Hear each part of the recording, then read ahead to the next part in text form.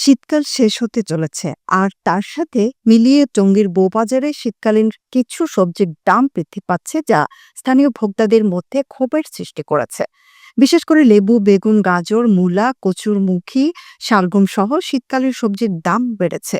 বাজার সূত্রে জানা গেছে, শীতকালের সবজির উৎপাদন শেষ হওয়ার কারণে সরবরাহ কমে যাওয়ায় এসব সবজির দাম বাড়ছে। সুতরাং আগের তুলনায় দাম বৃদ্ধি পেয়েছে, পাশাপাশি পরিবহন খরচও বেড়েছে, যা দাম বৃদ্ধির আরেকটি কারণ হিসেবে চিহ্নিত হয়েছে।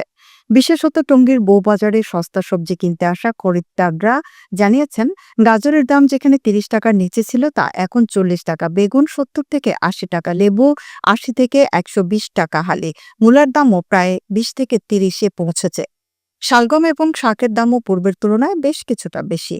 বাজারের ক্রেতাদের মধ্যে কিছুটা উদ্বেগ দেখা গেলেও ব্যবসায়ীরা আশা করছেন যে গ্রীষ্মকালের সবজির সরবরাহ বাড়লে দাম কিছুটা কমে আসবে। তবে স্থানীয় ক্রেতারা সরকারের কাছে দ্রুত পদক্ষেপ গ্রহণের দাবি জানিয়েছেন, যাতে রমজান মাসে নিত্য প্রয়োজনীয় জিনিস ও কাঁচা বাজারের দামের অস্থিরতা নিয়ন্ত্রণ করা যায় এবং তারা সস্তায় নিত্য প্রয়োজনীয় জিনিস ও সবজি কিনতে পারে।